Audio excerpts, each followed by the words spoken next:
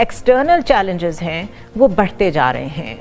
जिस threat spectrum का ताल्लुक पाकिस्तान से इस वक्त बहुत ज़्यादा है वो है अफगानिस्तान की तरफ से। पाक अफगान सरहद पर हालात बदस्तूर कशीदा है और दोनों ममालिक के दरमियान फायरिंग और गोलाबारी का तबादला भी जारी है। Taliban has started military operations on the border with Pakistan.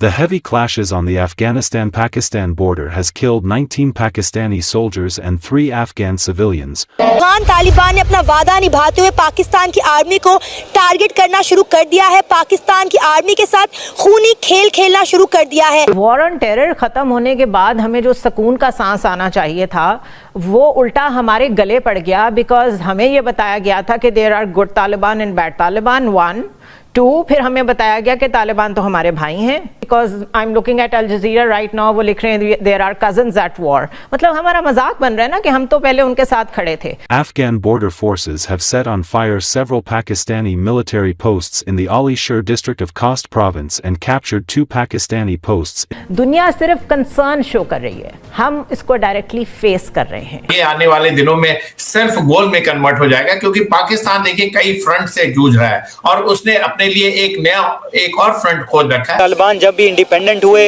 इनकी इकोनॉमी बिल्डअप हुई, इन लोगों ने केपी के अलहदा कर लेना है, ये मैं पहले बता रहा। पता चला है कि गुज़श्ता रात भी करशा में FC चेक पोस्ट पर अमारात इस्लामी अफगानिस्तान की जानिब से बड़ा हमला किया गया था। कहा जा रहा है कि अफगान फौज ने पाकिस्तान के अंदर दहशत गर्दों के ठिकानों को हमला करके तबाह किया है और 19 पाकिस्तानी फौजियों को शहीद किया है। ये कह रहे हैं पाकिस्तान को, you are a second Israel, तुम एक दूसरे इजराइल हो और हम तुम्हारे खिलाफ हमले करेंगे, और कह रहे हैं कि their actions against Pakistan are part of jihad. Pakistan Afghanistan कशीदगी में भारत जल्दी पर तेल का काम कर रहा है और अफगानिस्तान के अंदर भारतीय खुफिया एजेंसी रॉ क्या घिनौना खेल खेल रही है। कहता था कि पाकिस्तान डबल पॉलिसी चलता है, अंदर से उन्हें सपोर्ट भी करता है और हमें गलत इंफॉर्मेशन भी देता है। So now we are on our own. This is the time के गवर्नेंस के लेवल पे और स्टेट के लेवल पे पाक फौज के साथ खड़ी होकर इक्वली डिलीवर करे। वो नहीं नजर आ रहा, टू बी ऑनेस्ट। देखें, अल जजीरा हो या बाकी दुनिया का जो आपने हवाला दिया, इस तरह के बयानात क्यों आ रहे हैं? आपने खुद ही कहा कि हमने उनको गुड और बैड तालिबान की जो है वो उस तकसीम में उनको देखना शुरू कर दिया था, और एक जमात के बानी की तरफ से जब इस तरह के बयानात आना शुरू हुए थे कि ये बहुत अच्छे तालिबान है, हमें देखना पड़ेगा, हमारे भाई हैं, और उनको ला के बाकायदा तौर पर वहां पे आबाद किया गया, जिसका खमियाजा आज कुरम के अंदर, पारा चनार के अंदर मासूम बच्चों से लेके बीमारों तक, जवानों और बूढ़ों तक हर शख्स जो है वो भुगत रहा है। इसमें कोई शक नहीं है कि जिस तरीके से उस इलाके का मुआसरा किया गया है आज, और तरजीहात क्या है उस सूबे की हुकूमत की। आप उनसे जो मर्जी बात कर लें, वो कहते हैं ये खबर ही झूठी है। कब तक डिनाइल में रख के वो मीडिया को भी कन्फ्रंट करते रहेंगे? और वहां पे अगर बच्चों की मौत तक बात आ गई है और ये गवर्नेंस का फुकदान है, इसमें मैं कोई एलिमेंट और नहीं ला रही। आप सिंपल दवाइयां नहीं प्रोवाइड कर पा रहे, वहां पे रोड क्लोजर्स, जो जिरगा गया है वो खुद रास्ते बदल बदल के वापस पहुंच रहा है, वो खुद नहीं जा रहा उन रोड्स के ऊपर। मतलब अगर जिरगा सेफ नहीं है तो फिर कौन सेफ है? इसका हल क्या है? देखिए, मैं समझता हूं कि हमारे अनफॉर्चुनेटली मुल्क के अंदर हर चीज़ पॉलिटिसाइज हो गई है। हमने जो हमारी, देखिए, गवर्नमेंट की प्राइमरी रिस्पॉन्सिबिलिटी जो है वो लोगों की वेलबींग है। हम लोगों की वेलबींग को सेकंड नंबर पर रखा हुआ है और अपने लीडर जो हैं उनकी प्रोटेक्शन और लीडर के इंटरेस्ट को हमने प्राइमरी रखा हुआ है। सो ये जो क्वेश्चन है कि आपने वहां पे मेडिसिन नहीं पहुंचाई, आपने वहां पे गलत मेडिसिन पहुंचाई, आपने लेट पहुंचाई। देखें, ये जितने भी पेरिफेरी में लोग बैठे हुए हैं, वो खैबर पख्तूनख्वा में हैं, बलोचिस्तान में, गिलगित बल्तिस्तान में हैं, वो एग्जैक्टली देख रहे हैं कि लाहौर, पेशावर, कराची, इस्लामाबाद जो है वो किस तरह उनके राइट्स को इग्नोर कर रहे हैं और किस तरह चीजें जो हैं उनको अंडरमाइन किया जा रहा है। वो एक मोमेंट के लिए तो आपकी तरफ खामोशी, वो अपने आप पे सारी चीजें कर रहे हैं। वो अपने आप पे very dangerous by the way. आपकी बात से मैं ये चीज सोच रही हूँ कि अगर ये तासुर जा रहा है एक सूबे के लोगों को कि बाकी तो सारे मुल्क के हिस्सों में सब कुछ ठीक है, नए नए प्रोग्राम्स लॉन्च हो रहे हैं, ऑफ कोर्स हर सीएम जो है वो अपने सूबे का जिम्मेदार है, लेकिन वो ऑप्टिक्स में तो देखते हैं ना। और हमें सब ने अकेला छोड़ा हुआ है। हमारे लिए यहाँ बेसिक दवाइयाँ भी नहीं है, हमारे लिए क्योंकि रोड्स बंद हो जाती हैं तो पेट्रोल नहीं होता, फिर पानी भी नहीं होता, फिर जलाने के लिए लकड़ी भी नहीं होती, फिर डेली वेजर्स भी बेचारे जो हैं वो बगैर पैसों के बैठे होते हैं, फैमिलीज को पाल नहीं सकते। This is I think exactly जो दुश्मन चाहेगा कि इस तरह के ऑप्टिक्स जनरेट हों। देखिए सिस्टमैटिकली लोगों को मजबूर किया जा रहा है कि गांव छोड़ें, बिकॉज हुकूमत के लिए जो इम्पोज ये है जी कि लाहौर की इतनी सीटें हैं, 13 लाहौर में इन्वेस्टमेंट करें, कराची की इतनी ज्यादा सीटें हैं, कराची में इन्वेस्टमेंट करें। जो पेरिफेरी में लोग बैठे हैं उनको तो मजबूर किया जा रहा है कि तुम लोग निकलो और इन इलाकों को ना हमने डेवलप करना है, ना इन इलाकों को हमने बेसिक नेसेसिटीज देनी है।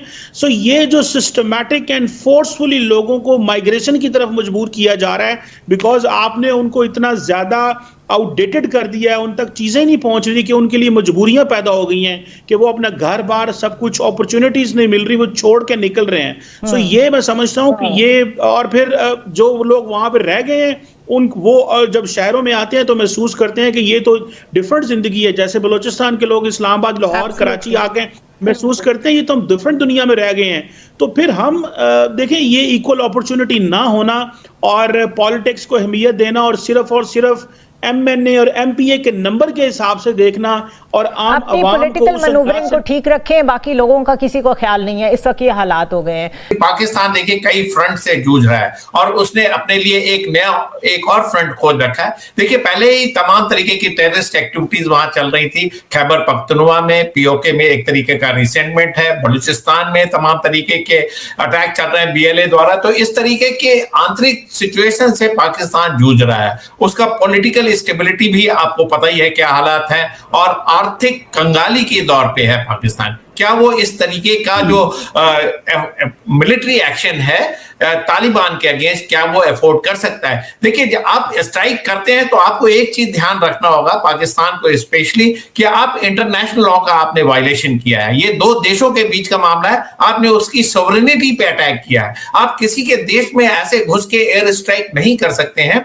वो एक इंडिपेंडेंट कंट्री है, वहां तालिबान की सरकार 2021 से है। तो आपको ये सारी चीजों को समझना चाहिए था। लेकिन पाकिस्तान कहते ना विनाश काले विपरीत बुद्धि, आपने घुस के एयर स्ट्राइक की और 45 लोगों को वहां पे मार दिया। नमस्कार दोस्तों, स्वागत है आप लोग का हिंदुस्तानी स्पेशल के एक और नए वीडियो में। दोस्तों जिस तरीके से पाकिस्तान से रिपोर्ट आ रही है उसको देख के तो पाकिस्तान की मीडिया ही बहुत ज़्यादा जो है सरप्राइज है, क्योंकि लगभग 48 घंटे के अंदर 29 से मतलब 29 तो एकदम कंफर्म डेट है, डेट जो पाकिस्तानी फौज है उनकी संख्या बताई जा रही है, और भी लगभग 20 से 30 पाकिस्तानी जवान की मारे जाने की खबर है। अभी वो खबर जो है वो सामने नहीं आई है, क्योंकि पाकिस्तानी जो आर्मी है वो अपने लोगों से इस खबर को कहीं ना कहीं छुपाने की कोशिश कर रही है, ताकि पाकिस्तान में एक प्रकार का बवाल ना खड़ा हो जाए। क्योंकि वैसे ही पाकिस्तानी आर्मी के खिलाफ पूरा पाकिस्तान खड़ा हो चुका है। आपने देखा होगा कैसे पाकिस्तानी आर्मी और पाकिस्तानी जो आवाम है उनके बीच में युद्ध चल रहा था। ऐसा लग रहा था जैसे कि दो देशों के बीच में युद्ध चल रहा है। तो दोस्तों इसी वजह से अभी पाकिस्तानी आर्मी जो है वो, और भी जो पाकिस्तानी जो सोल्जर हैं जो कि डेड हो चुके हैं, उनकी संख्या भी नहीं बता रही है। लेकिन जिस तरीके से अभी हम कन्फर्म ही माने तो कन्फर्म में लगभग 29 पाकिस्तानी जवान मारे जा चुके हैं। मतलब आप समझ सकते हैं कि इंडिया में जब एक जवान जो है वो अपने देश के लिए शहीद होता है तो फिर उसकी कैसे यहाँ पे इज्जत होती है और उसके लिए पूरा देश रो पड़ता है। लेकिन पाकिस्तान में इसका कोई खास फर्क नहीं है, क्योंकि पाकिस्तान लगातार 2 सालों से जो है वो अपने जवानों को एक एक करके खोता जा रहा है। कभी ऐसा नहीं होता कि एक हफ्ते में 2-3 जगह अटैक ना हो और उसमें 10 से 15 पाकिस्तानी जवान मारे ना जाए। तो वहाँ के लिए तो कहीं ना कहीं ये आम बात हो गई है। लेकिन ये न्यूज कहीं ना कहीं पूरी दुनिया में रिपोर्ट की जा रही है, क्योंकि पाकिस्तान जिस अफगानिस्तान के लिए अमेरिका से भी लड़ गया था, भारत के सामने वो ये कहता था कि अब तो अफगानिस्तान के लोग हमारे हो गए हैं, हमारे भाई हो गए हैं, अब वही अफगान तालिबान जो है वो पाकिस्तान को मार रहा है। और पाकिस्तान अब पूरी दुनिया में जाकर शिकायत भी नहीं कर पाएगा कि जो अफगानिस्तान तालिबान जो है वो हमें मार रहा है और हमें जो है वो बचाया जाए, क्योंकि यही पाकिस्तान जो है वो इनकी हेल्प करने के लिए सबसे आगे खड़ा था। और जिस तरीके से अफगान तालिबान ने साफ कह दिया कि जो उन्होंने एयर स्ट्राइक किया है उसका तो बदला हम लेके रहेंगे, ये पाकिस्तान के लिए और भी खतरे की बात है। क्योंकि लगातार जो युद्ध दोनों देशों के बीच में जो तनाव है वो बॉर्डर पे बढ़ता जा रहा है। और अभी कुछ देर पहले भी ये खबर आई थी कि जो अफगानिस्तान के जो तालिबान लड़ाके हैं उन्होंने साफ कह दिया कि जब तक हम डोरल लैंड जो कि पाकिस्तान बनाया है उसके अंदर हम नहीं घुसते तब तक जो है वो हम यहाँ से नहीं हटेंगे। और खबर ये भी थी कि 2 पाकिस्तानी चेक पोस्ट जो है उसको भी वहाँ पे तालिबान ने कब्जा कर लिया। तो एक अनप्रोफेशनल आर्मी जिसे कहेंगे तालिबान जो है उनकी, और एक प्रोफेशनल जो कि बहुत बड़ी अपने आप को आर्मी कहती है और बहुत बड़ी बड़ी बातें करती हैं, उनके बीच में जब भी हुए तो पता चला कि तालिबान ही उनसे ज़्यादा मजबूत यहाँ पे दिखे हैं। तो कहीं ना कहीं अब पाकिस्तान को बहुत ज़्यादा फटी हुई है और पाकिस्तान को समझ में नहीं आ रहा है कि इस चीज़ को रोकने के लिए क्या करे, और अब वो कहीं ना कहीं पीछे पीछे अमेरिका से भी बात कर रहा है कि अमेरिका इस बीच में मुदाखलत करे और जो हमारे यहाँ तनाव बना हुआ है उसको रोका जाए। तो दोस्तों बस आज वीडियो में इतना ही। वीडियो अच्छी थी, वीडियो को लाइक और चैनल को भी सब्सक्राइब कर लीजिएगा।